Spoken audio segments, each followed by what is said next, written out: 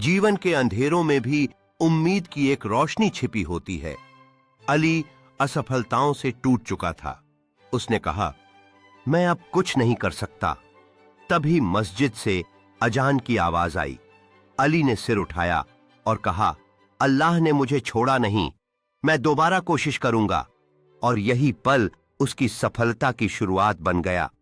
पाठ उम्मीद जिंदा हो तो कोई रात अंधेरी नहीं रहती। अली ने अपनी असफलताओं को पीछे छोड़ने का निर्णय लिया।